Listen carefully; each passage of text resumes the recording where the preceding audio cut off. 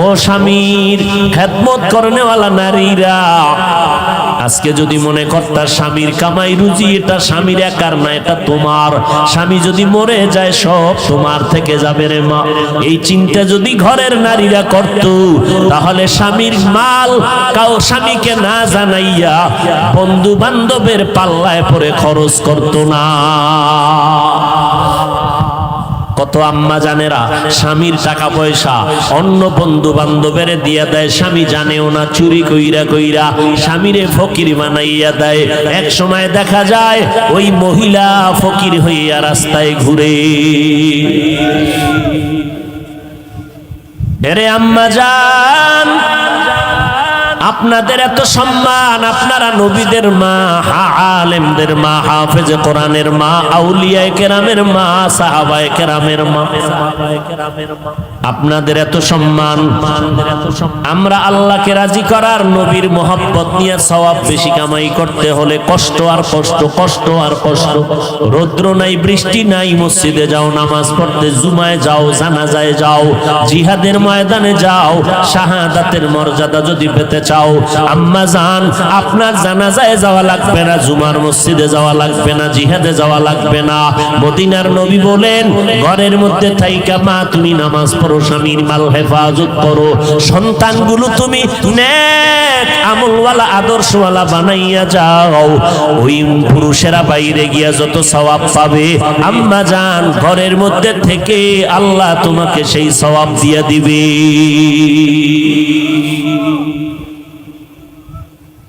কয়দিন আর স্বামীর ঘরে বসে রং তামাশা করবা, সাদা কাফন রেডি হয়ে যাইতেছে। যেদিন তোমার বাড়ির দরজা আজরাইল বাঁশিতে সিগন্যাল দিয়া দিবে, কই পালাইবারে আম্মা জান,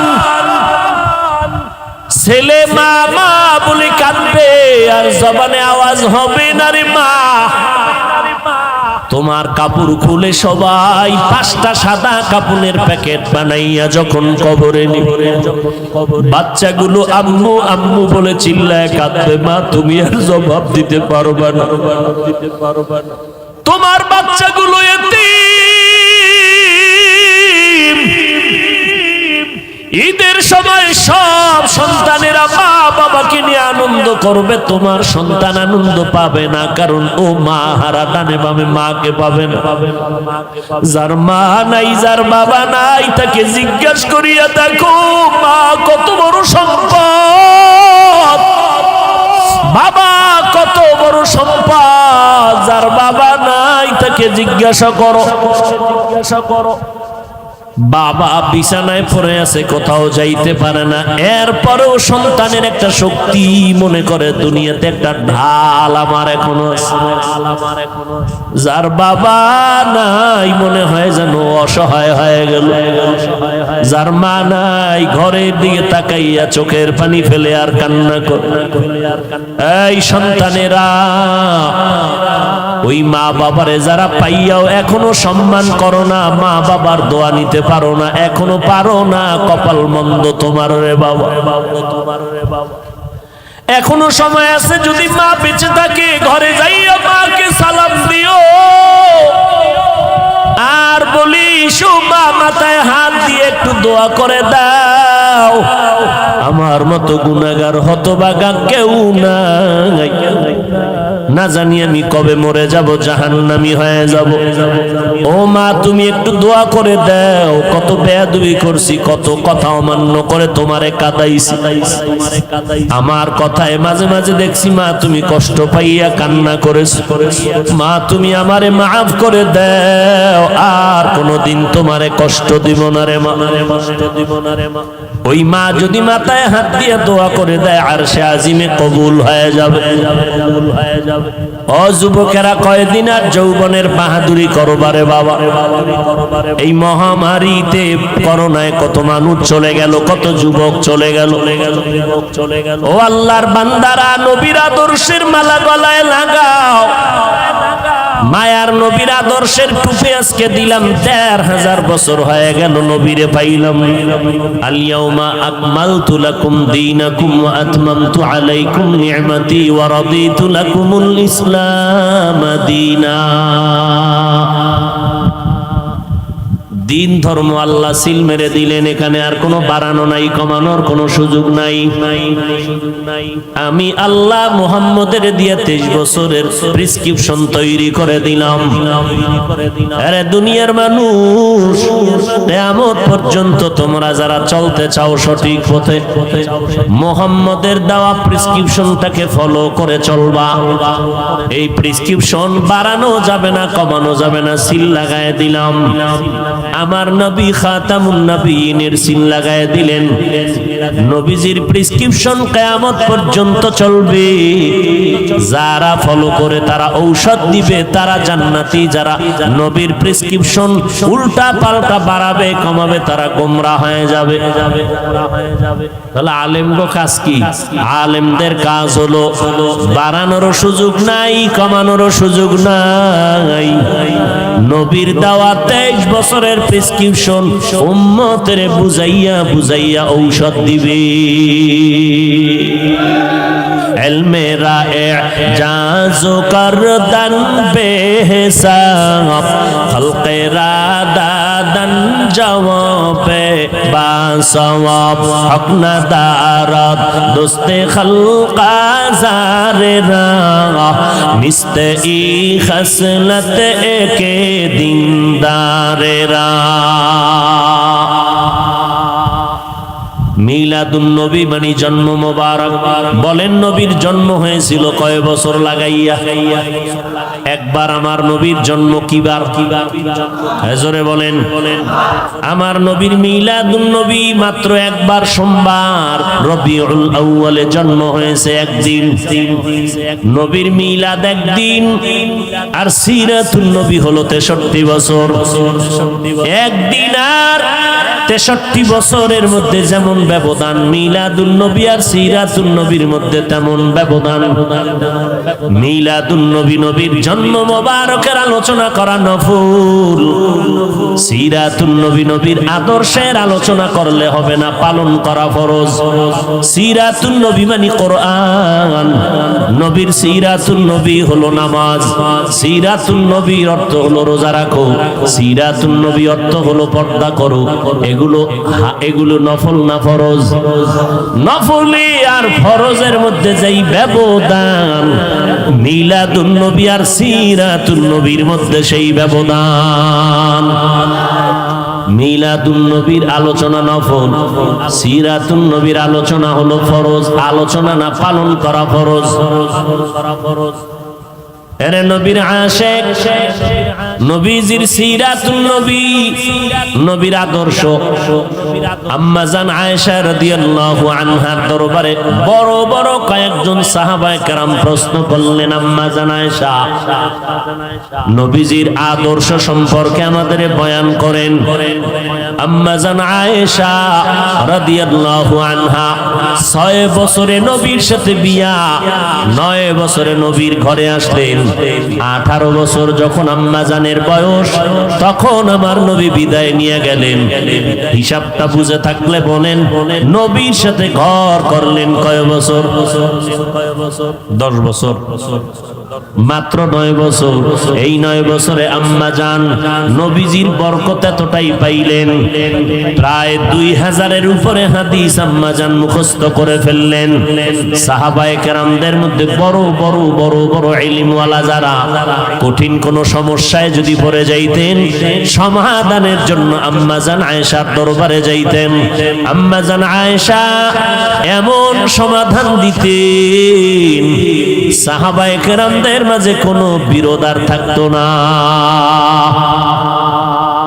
আম্মা জান আয়েশা রাদিয়াল্লাহু আনহাকে উল্লেখযোগ্য সাহাবায়ে কেরাম প্রশ্ন করলেন, আম্মা জান নবীর আদর্শের বয়ান করেন। আম্মা জান উল্টা প্রশ্ন করলেন, আফাতাকরাউনাল কুরআন, সাহাবায়ে কেরাম আপনারা কি কোরআন তেলাওয়াত করেন না? ক্বালু বালা, তারা বললেন হ্যাঁ আমরা কোরআন তেলাওয়াত করি। আম্মা জান আয়েশা রাদিয়াল্লাহু আনহা বললেন, কানা খুলুকুহুল কুরআন, কোরআন শরীফ যা মুহাম্মদের আদর্শই হলো তা। আরো জোরে বলেন সুবহানাল্লাহ। একবার সুবহানাল্লাহ বললেন, দাম আছে না নাই? জান্নাতের মধ্যে বিশাল একটা গাছ হয়ে গেল। এত বিশাল একটা ফলের গাছ, দ্রুতগামী বাহন যদি দৌড়ায় 500 বছর দৌড়াইয়াও গাছের ছায়া শেষ করতে পারবে না। গর্তাওয়াকুল মিকুনি হারস বহশাম মেরা সানাদ রিজকে তু আজলা মাকাম। আল্লাহর উপরে ভরসা করে বান্দা চলো, আল্লাহই যথেষ্ট হয়ে যাবে, কোনো পেরেশানি নাই। আম্মা জান আয়েশা বললেন, নবীর আদর্শই হলো কোরআন। এজন্য মুফাসসিরিনে কেরাম বলেন, রব্বুল আলামিন জমিনের মধ্যে 2টা কোরআন নাজিল করেছেন। জোরে বলেন কয়টা? এক কোরআন হলো থিওরিক্যাল কোরআন, আর একটা কোরআন হলো প্র্যাকটিক্যাল কোরআন। থিওরিক্যাল কোরআন আমাদের হাতে এখনো আছে, প্র্যাকটিক্যাল কোরআন রবিউল আউয়ালে বিদায় নিয়েছে। রাহমাতুল লিল আলামিন প্র্যাকটিক্যাল কোরআন, আর আমরা যে কোরআন তেলাওয়াত করি এটা হলো থিওরিক্যাল কোরআন। আম্মা জান আয়েশা বললেন, নবীর আদর্শ যদি দেখতে চাও কোরআনের দিকে নজর দাও। কোরআন এমন দামি, আমার রাসূল তেমন দামি। আল্লাহ বলেন, কোরআন আমি যেমন হেফাজতের জিম্মাদারি নিয়েছি, আমার বন্ধু মুহাম্মদেরও আমি আল্লাহ জিম্মাদারি নিয়েছি হেফাজতের। ওয়াল্লাহু ইয়াসিমুকা মিনান নাস। আমার নবীর কোনো গুনাহ নাই, কোরআনের দিকে তাকাইলে যেমন সওয়াব, আমার নবী মুহাম্মদের দিকে তাকাইলেও বান্দা আমল নামায় সওয়াব। শুধু সওয়াব না, বান্দা নজর দিবি, 1 সপ্তাহের ক্ষুধা নিবারণ হয়ে যাবে। আমার নবীর চেহারা এত সুন্দর। আম্মা জান আয়েশা রাদিয়াল্লাহু আনহা বলেন, ঘরের মধ্যে এশার নামাজের পরে আমি আয়েশা একটা সুই সুতা নিয়ে কাজ করতেছিলাম, হঠাৎ করে বাতির তেল শেষ হয়ে গেল, সুইটাও পড়ে গেল। তালাশ কোথায় করব, অন্ধকার। কামলেওয়ালা নবী আমার ঘরের মধ্যে প্রবেশ করলেন রাতের আধারে। মদিনাওয়ালা নবীর চেহারা মোবারকে আলোকিত হয়ে গেল আমার ঘর, আর নবীর চেহারার আলোতে আমি সুইটা দেখলাম খুঁটির গোড়ায় পড়ে আছে, আমি হাতে নিয়ে নিলাম। কেমন মায়ার নবী আমার, আমার নবী এত সুন্দর। সাহাবী বলেন, আমি পূর্ণিমা চাঁদের দিকে নজর দিলাম, আমার মায়ার নবীর চেহারা মোবারকের দিকে নজর দিলাম। নজর দিয়া তাকাইয়া দেখি আসমানের চাঁদের থেকে আমার নবীর চেহারা বড় উজ্জ্বল। ইমামুল আউয়ালিন আল আখিরিন বাহরে সাদকা রাহমাতাল লিল আলামিন সাইয়্যিদুল কাউনাইন খাতমুল মুরসালিন আখির আমদবুদ ফখরুল আউয়ালিন। ওই নবী দুনিয়াতে কি নিয়ে আসলেন আমাদের আলোচনার বিষয়। নবী জমিনে আসলেন কি নিয়া, আবার আমার নবী বিদায় নিলেন, রেখে গেলেন কি? এই 2 কথার 2টো জবাব। আমার নবী কি নিয়ে আসছেন? আল্লাহ কোরআনের মধ্যে বলতেছেন, লাকাদ কানা লাকুম ফি রাসূলিল্লাহি উসওয়াতুন হাসানাহ। ও দুনিয়ার মুমিনের দল, তোমাদের জন্য মুহাম্মাদের মধ্যে রয়েছে উত্তম আদর্শ। তাহলে নবী কি নিয়ে আসলেন? উত্তম। জোরে বলেন। নবী দুনিয়াতে আসলেন উত্তম আদর্শ নিয়া, আবার 2টা জিনিস আমার নবী রেখে বিদায় নিয়ে চলে গেলেন। 2 জিনিস রেখে গেলেন, একটার নাম কোরআন আর একটার নাম হলো সুন্নাত। প্রথমটার নাম কি? জোরে বলেন। দ্বিতীয়টার নাম আরো জোরে বলেন। নবী কোরআন আর হাদিস কেন বলেন নাই? আমার নবী কেন কোরআন আর সুন্নতের কথা বললেন? এর কয়েকটা জবাব। 1 নাম্বার জবাব, কোরআন বললে হাদিস বলার কোনো প্রয়োজন হয় না কেন? বলে কোরআন বুঝার জন্য লাগবে হাদিস, কারণ কোরআন হলো, কোরআনের ব্যাখ্যাই হলো হাদিস। 2 নাম্বার জবাব, লক্ষ লক্ষ নবীর হাদিস দুনিয়ার মানুষ কোনোদিন একত্রে এক টেবিলে জমাও করতে পারবে না, আমলও করতে পারবে না। কথা বুঝেননি? লক্ষ লক্ষ হাদিস কোনদিন মানুষ একা জীবনে এগুলো পড়িয়া শেষ করতে পারবে না, আর এই সমস্ত হাদিসগুলো জীবনে আমলও করতে পারবে না। তা আমল কি করবে? কয় আমল করবা সুন্নত, হাদিসের আমল না, সুন্নতের আমল করবা। 3 নাম্বার জবাব, নবী সুন্নতের কথা বলে বুঝায় দিলেন কিতাব দেখা আমল চলবে না। সুন্নতের আমল যদি চাও ব্যক্তিকে দেখা আমল করা লাগবে। ব্যক্তি কারা? আমি নবীর একমাত্র বন্ধু জমিনে থাকবে তারা উলামায়ে আহলে হক। এরা আমাদের ওয়ারিস, আল উলামা ওয়ারাসাতুল আম্বিয়া, আম্বিয়ায়ে কেরামের ওয়ারিস উলামায়ে আহলে হক। এদের অনুসরণ করবা, কারণ সাহাবায়ে কেরাম এত বড় আলেম, কোরআন হাদিসের ইলম শিখার পরেও নবীর দরজা ছাড়ে না। নবীর পেছনে সময় দেয়, খানার টাইমের খবর নাই, ঘুমের খবর নাই, নবীর পেছনে সময় কাটায়। কখন রাত হয়ে গেল খবর নাই, দিন হয়ে গেল খবর নাই। নবী কেমনে পানি পান করেন সাহাবায়ে কেরাম দেখেন আর শিখেন। নবী কেমনে জুতা পরেন সাহাবায়ে কেরাম দেখেন আর শিখেন। আবার সাহাবায়ে কেরামদের দেখার পর তাবেঈনরা দেখে দেখে দেখে দেখে আমল করেছেন। তাবেঈনদেরকে দেখিয়ে দেখিয়ে তাবেঈনরা আমল করেছেন। কোরআন হাদিস জানার পর তাবেঈনদেরকে দেখে দেখে উলামায়ে মুতাকাদ্দিমিনরা আমল করেছেন। উলামায়ে মুতাকাদ্দিমিনদেরকে দেখে দেখে উলামায়ে মুতাআখিরিনরা আমল করেছেন। উলামায়ে মুতাআখিরিনদেরকে দেখে দেখে আমাদের মুরব্বিরা আমল করেছেন। আমরা আমাদের উস্তাদদেরকে দেখে দেখে আমরা আমল করেছি। জানতে পারলাম হাদিসে আছে নখ কাটা সুন্নত। কেমনে কাটবা? আলেম না দেখলে পারবা না। ও বান্দা, চুল কাটা নবীর সুন্নত, কেমনে তুমি কাটবা? কিতাব দেখলে বুঝবা না, আলেম লাগবে। উলামায়ে কেরাম যেইভাবে দেখাইবেন ওইভাবে পড়বা। পোশাকের মধ্যে নবীর সুন্নাত কেমনে পড়বা? উলামায়ে আহলে হকের কাছে যাও। উলামায়ে আহলে হক যেই পোশাক পরবে এই পোশাকটাই হলো মদিনাওয়ালা নবীর পোশাক। সোহবতে সালে তোরা সালেহ কুনাত, সোহবতে তলে তোরা তলে কুনাত জামানা, সোহবতে বা আউলিয়া বেহতে রসদ সালাত বেরিয়া। বলেন ভুলে গেছেন নি? বলেন তো নবী দুনিয়াতে কি নিয়ে আসছেন? কি রেখে চলে গেলেন? 2 জিনিস, কোরআন আর, জোরে বলেন, কোরআন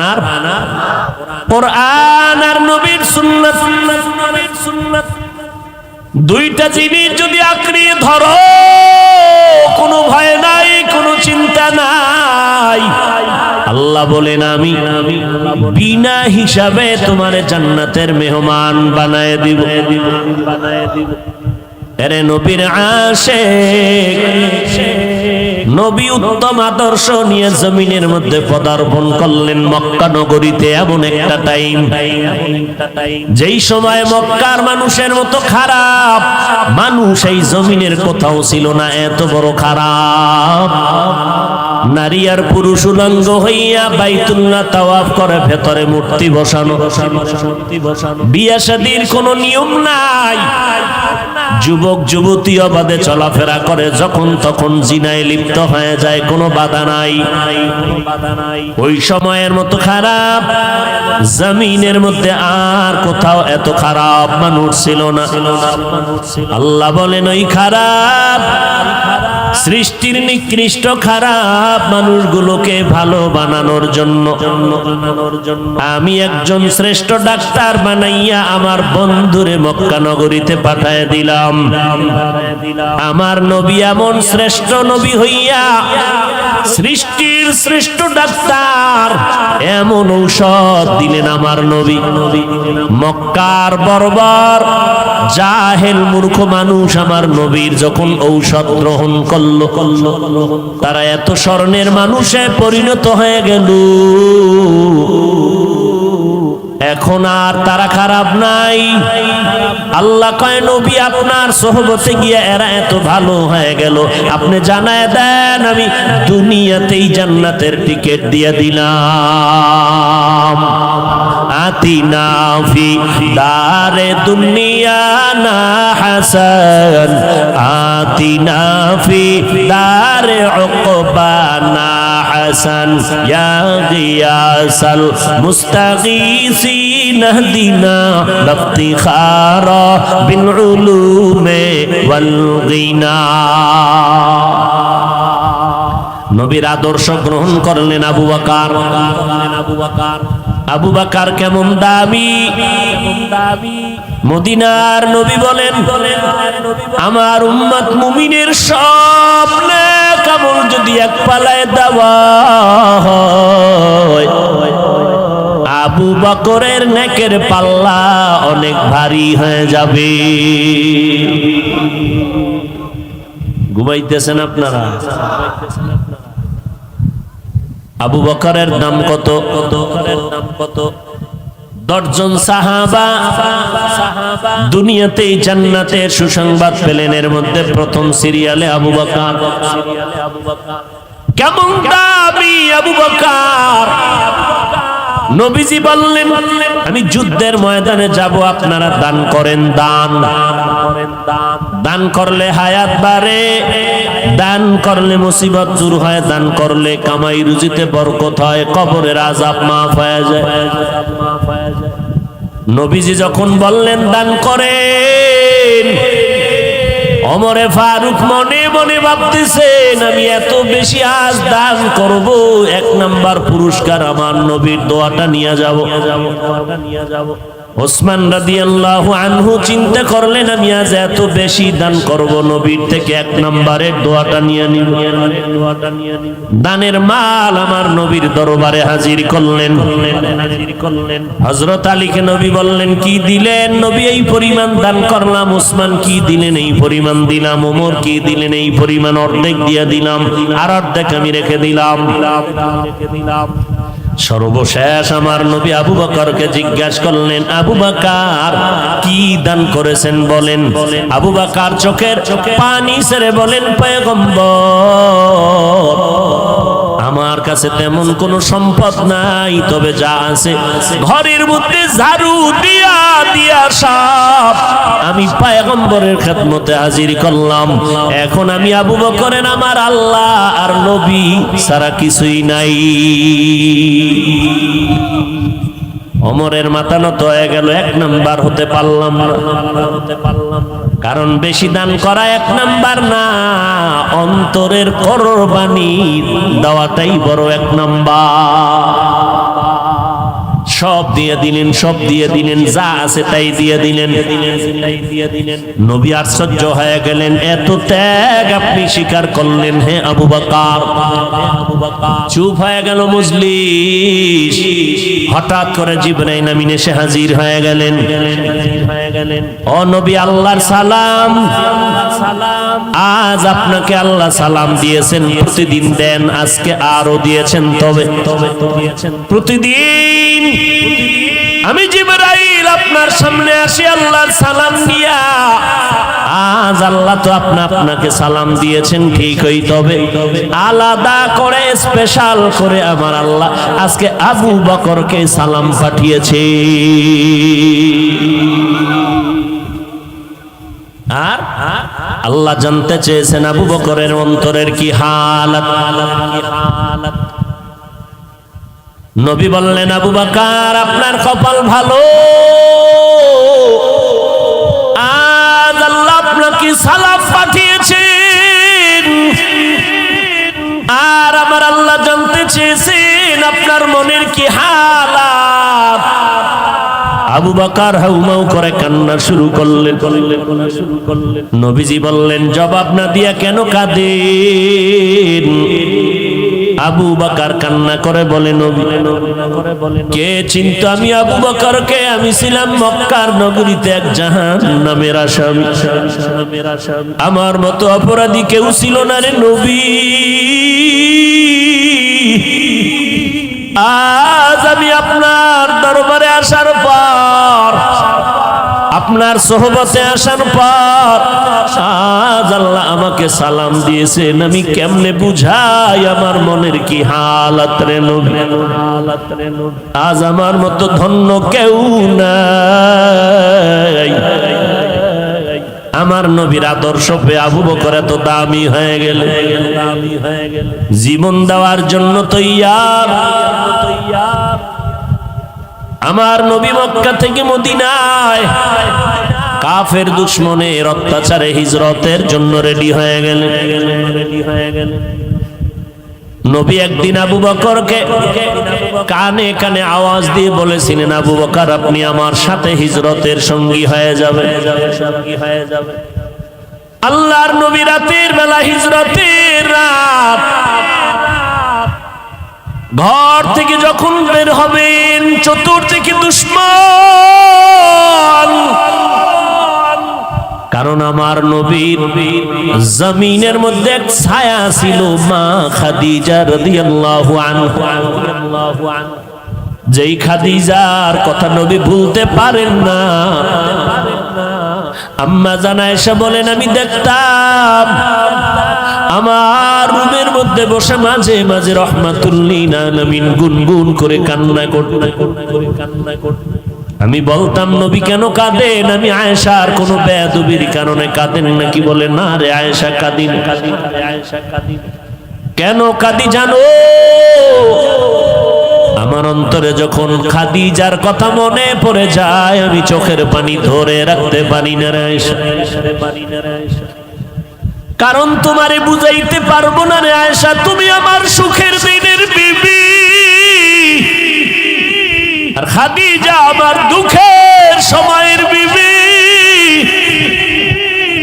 যেই সময় মক্কা নগরীতে আমার ঘর নাই, বাড়ি নাই, আমার মা নাই, আমার বাবা নাই, আমি বাবা বলে ডাকতে পারি না, আমি অসহায়। আমার ঘর নাই, বাড়ি নাই, টাকা নাই, পয়সা নাই, আমি মুহাম্মদ বড় গরিব, আমি বড় এতিম। ওই সময় খাদিজা আমাকে স্বামী বলে বরণ করে নিয়েছে। দুই স্বামী বিদায়ের পর খাদিজা আমাকে তৃতীয় স্বামী হিসাবে গ্রহণ করেছে। আমার খাদিজার জীবদ্দশায় আমি মুহাম্মদ কোথাও বিবাহ করি নাই। খাদিজা 40 বছরের নারী, আমি 25 বছরের মুহাম্মদ বিয়া করেছি। আমার যত সন্তান মারিয়া নামের স্ত্রী থেকে, মারিয়া কিবতিয়া নামের স্ত্রী থেকে মাত্র একটা সন্তান আছে, ছেলে, আর বাকি 4টা মেয়ে, 3টা ছেলে সন্তান খাদিজার গর্ভ থেকে আসছে। আমার কলিজার কন্যা ফাতেমা খাদিজার 4 নম্বরের সন্তান, ছোট কন্যা আমার। আমি দিনের দাওয়াত দিয়া মানুষের বাড়ি বাড়ি দৌড়াইতাম, আবার রাতের বেলা ঘরের দরওয়াজায় গিয়ে সালাম দিতাম। সাথে সাথে দরজা খুলতো, জিজ্ঞাসা করতাম, খাদিজা আপনি কি রাতের গভীরে ঘুমান না? বলে, কসম আল্লাহর ঘুমাই না। খাদিজা বলতে, আপনার মা নাই, আপনার বাবা নাই, আমি 2টা স্বামী বিদায় করার উপরে আপনাকে গ্রহণ করে নিয়েছি। আজ যদি আপনার মা বেঁচে থাকতেন, আপনাকে বাইরে রেখে ঘুমাইতে পারতেন না। কারণ সন্তান কখনো মাকে বাহিরে ঘোরাফেরার মধ্যে রেখে মা ঘুমাতে পারে না। ও সন্তানেরা, তুমি জানো না যে তোমার মা তোমার অপেক্ষায় বসে আছে। টাইমের একটু বেশি হয়ে গেলে মায়ের কলিজা আঘাত করে, কই গেল আমার সন্তান? টেলিফোন নিয়ে ব্যস্ত। এরে বাবা কই গেছো? আয় আয়, আমি মা তোর অপেক্ষায় আছি, খানাও খাই নাই, ঘুমাই নাই। ওই খাদিজা আমাকে সান্ত্বনা দেয়, ও নবী আপনি যতক্ষণ ঘরে আসেন না আমি খাদিজার দরওয়াজার কিনারায় দাঁড়ায় অপেক্ষা করি, নবী আসবেন আমি দরজা খুলবো, দেরি হলে নবী কষ্ট পাবেন। আমি ঘুমাই না রে নবী, আপনার অপেক্ষায় রাত্র কাটাই, স্বামীর অপেক্ষা করি আমি, নবী আমার কখন ঘরে আসবে। আয়েশা তুমি জানো না মক্কার দূরে হেরা পাহাড়ের চূড়া বড় অনেক উঁচা, অনেক উঁচা। ওই হেরা পাহাড়ে আমি মুহাম্মদ, কোনো সিঁড়ি নাই, দোকান নাই, একা একা যাইতাম, দুশ্মন জঙ্গল, পাথরওয়ালা পথ। আমি মুহাম্মদ ওই পাহাড়ের চূড়ায় উঠে নিচে একটা গর্তের মধ্যে ইবাদতে রাত কাটাইতাম, দিন কাটাইতাম, সপ্তাহে সপ্তাহ। ওই সময় মাঝে মাঝে দেখতাম আমার বিবি খাদিজা মহিলা মানুষ হইয়া আমি স্বামীর মহব্বতে ওই পাহাড়, এত উঁচু পাহাড়, খাদিজা মহিলা ওই উঁচু পাহাড় বে বে বে বে উপরে উঠিয়া আমি মুহাম্মদের নাস্তা পৌঁছাইয়া দিতে। ওই খাদিজার কথা মনে পড়লে আমি মুহাম্মদ সহ্য করতে পারি না রে আয়েশা। ওই খাদিজার কথা মনে আসলে চোখের পানি পড়তে থাকতে ও আয়েশা, আমার মুহাম্মদের জিন্দেগি বড় কঠিন জিন্দেগি। আমার বংশের লোকেরা আমারে মক্কায় থাকতে দেয় না। এক সময় আমাকে 2.5 বছর থেকে 3 বছর পর্যন্ত শিয়াবে আবু তালিবের মধ্যে গৃহবন্দী করে রেখেছি। আমি মুহাম্মদের পানি দেয় নাই, খানা দেয় নাই, পানির রাস্তা বন্ধ করে দিয়েছি। আমি আখিরি নবী, আমার মা নাই, আমার বাবা নাই, আমি গাছের পাতা চাবাইয়া খেয়ে খেয়ে দিন রাত্র কাটাইছি। ওই সময় খাদিজার মতো ধনী আরবে কেউ নাই, কিন্তু খাদিজা আমার মহব্বতে আইসা আমার সাথে গাছের পাতা খেয়ে খেয়ে আমার মহব্বতে রাত দিন কাটাই। এই পর্দার আড়ালের আম্মা জান, আপনারা তো খাদিজা না, তবে খাদিজার মতো একজন নারী কই আপনার স্বামীর খেদমত আপনি জানেন না। আপনার স্বামী দিন রাত্র কত কষ্ট করে কামাই করে আপনার ঘরে পৌঁছাইয়া দেয়। আপনার স্বামী কত কষ্ট করে, খানা পায় না, ঘুম নাই। আপনি জানেন না, ঘরের মধ্যে বসে আবদার করলেন আমারে শাড়ি দাও, কাপড় দাও, জামা দাও, এইটা দাও, সেইটা দাও। অনেক স্বামী আছে টাকা না থাকলেও স্ত্রীকে বুঝতে দেয় না, বন্ধু বান্ধবের থেকে ধার কইরা কইরা মনের আশা পুরাইয়া স্ত্রীকে দিতে থাকে। কিন্তু বিবি তুমি জানো না তোমার স্বামী কেমন দরদি, কেমন কষ্ট করে তোমার মন রক্ষা করে। ও আম্মা জান, তোমার তো দরকার ছিল 5 ওয়াক্ত নামাজ পড়ে স্বামীর জন্য দোয়া করা। হে মালিক, তুমি স্বামীকে হেফাজত করো। স্বামী রাস্তায় চলে দিন রাত্র 24 ঘন্টা কামাই রুজি করার জন্য, আমাদের মুখে হাসি ফুটানোর জন্য। আমার স্বামী ঠিক মতো খাইতেও পারে না, গোসল করতে পারে না। তুমি আমার স্বামীরে হেফাজত করিও, স্বামীরে তুমি হালাল বরকতি রিজিক দান করিও। দেখতারে মা, তোমার ঘরটা বেহেশতের বাগান হয়ে যাইতে। ও স্বামীর খেদমত করনেওয়ালা নারীরা, আজকে যদি মনে করতা স্বামীর কামাই রুজি এটা স্বামীর একার না, এটা তোমার। স্বামী যদি মরে যায় সব তোমার থেকে যাবে রে মা। এই চিন্তা যদি ঘরের নারীরা করত, তাহলে স্বামীর মাল স্বামীকে না জানাইয়া বন্ধু বান্ধবের পাল্লায় পরে খরচ করত না। কত আম্মা জানেরা স্বামীর টাকা পয়সা অন্য বন্ধু বান্ধবের দিয়া দেয়, স্বামী জানেও না, চুরি কইরা কইরা স্বামীরে ফকির বানাইয়া দেয়। এক সময় দেখা যায় ওই মহিলা ফকির হইয়া রাস্তায় ঘুরে। এরে আম্মা জান, আপনাদের এত সম্মান, আপনারা নবীদের মা, আলেমদের মা, হাফেজে কোরআনের মা, আউলিয়ায়ে কেরামের মা, সাহাবায়ে কেরামের মা, আপনাদের এত সম্মান। আমরা আল্লাহকে রাজি করার, নবীর মোহাব্বত নিয়ে সওয়াব বেশি কামাই করতে হলে কষ্ট আর কষ্ট, কষ্ট আর কষ্ট। রৌদ্র নাই, বৃষ্টি নাই, মসজিদে যাও নামাজ পড়তে, জুমায় যাও, জানাজায় যাও, জিহাদের ময়দানে যাও।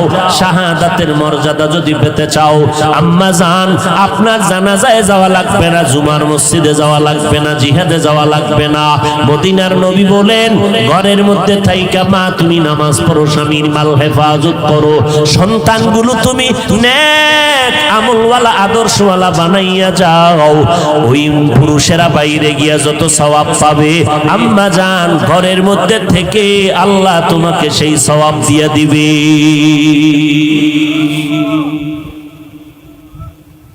কয়দিন আর স্বামীর ঘরে বসে রং তামাশা করবা, সাদা কাফন রেডি হয়ে যাইতেছে। যেদিন তোমার বাড়ির দরজা আজরাইল বাঁশিতে সিগন্যাল দিয়া দিবে, কই পালাইবারে আম্মা জান, ছেলে মা মা বলে কাঁদবে আর জবানে আওয়াজ হবে না রে মা।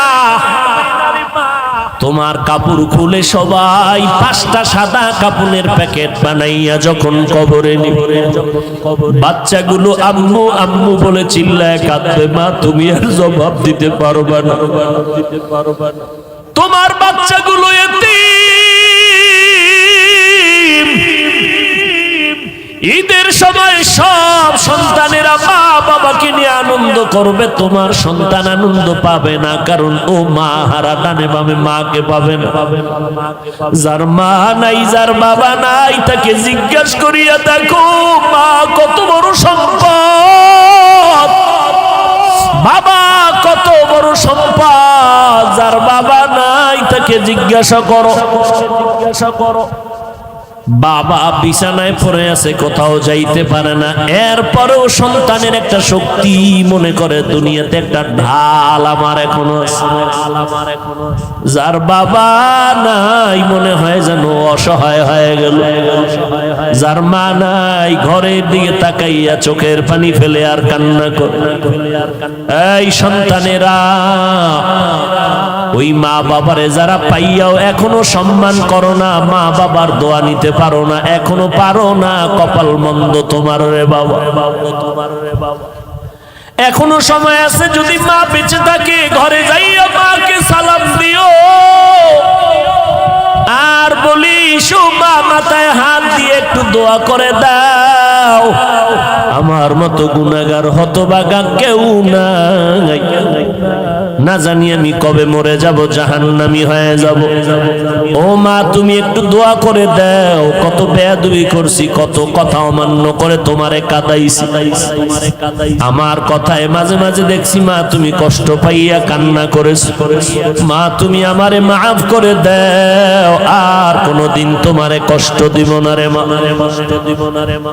ওই মা যদি মাথায় হাত দিয়ে দোয়া করে দেয়, আরশে আজিমে কবুল হয়ে যাবে। ও যুবকেরা, কয়দিন আর যৌবনের বাহাদুরি করবারে বাবা। এই মহামারীতে করোনায় কত মানুষ চলে গেল, কত যুবক চলে গেল। ও আল্লাহর বান্দারা, নবীর আদর্শের মালা গলায় লাগাও। মায়ার নবীর আদর্শের টুপি আজকে দিলাম, ১,৫০০ বছর হয়ে গেল নবীরে পাইলাম, কিন্তু নবীর আদর্শের টুপি আর দাড়ি আর কোরআন পড়ার কারণে আজ আল্লাহ কত সম্মানের চেয়ারে বসাইছে। আমার নিজের বাহাদুরি না, পয়গম্বরের আদর্শের বরকত আর কিছুই না। ও যুবক, পাও দুইটা যদি আগাইয়া দাও, আমি পায়ে হাত রেখে বলবো, কয়দিন আর বাহাদুরি করবা?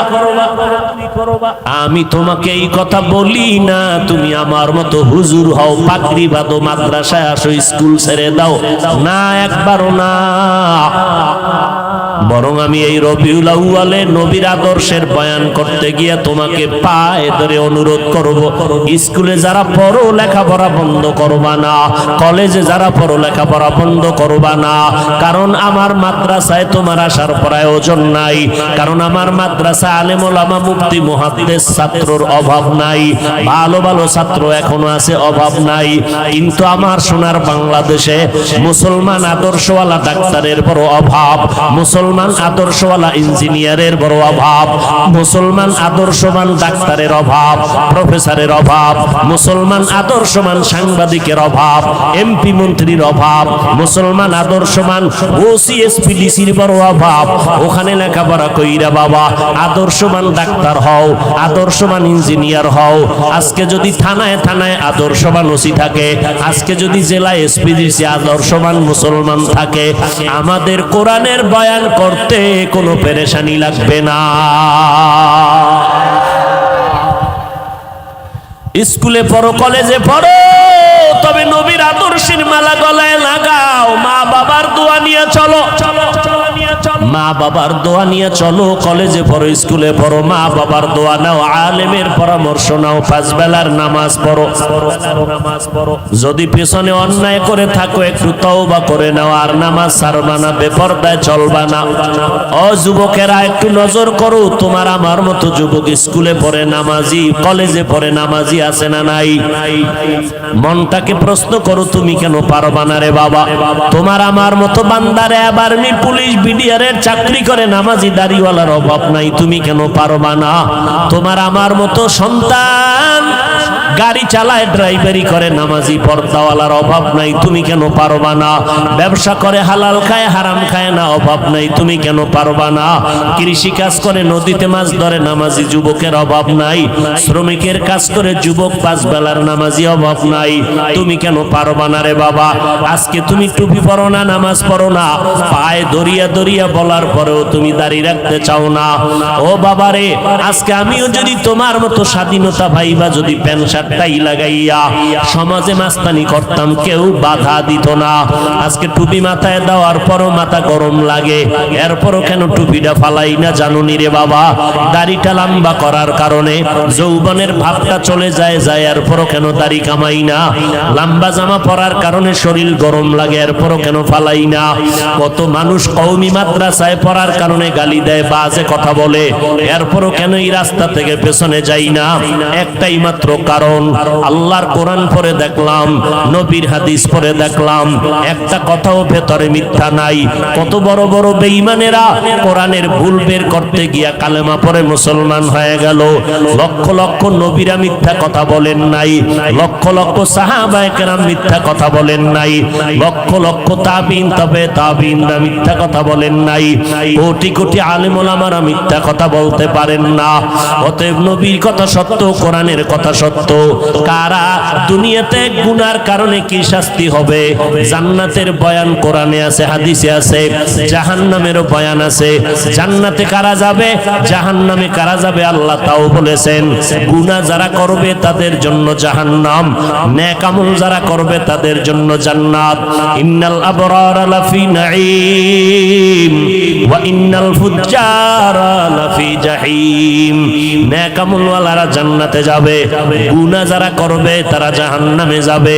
গালি দেওয়া গুনার কাজ, মিথ্যা বলা গুনার কাজ, সুদ খাওয়া গুনার কাজ, অন্যের হক নষ্ট করা গুনাহের কাজ, অন্যের ইজ্জতের উপর আক্রমণ করা গুনাহের কাজ, মানুষের সম্পদ চুরি করা গুনাহের কাজ, ডাকাতি করা গুনাহের কাজ, মা বাবার সাথে বেয়াদবি গুনাহের কাজ, আলেম ওলামা মুরব্বিদের সাথে বেয়াদবি করা গুনাহের কাজ।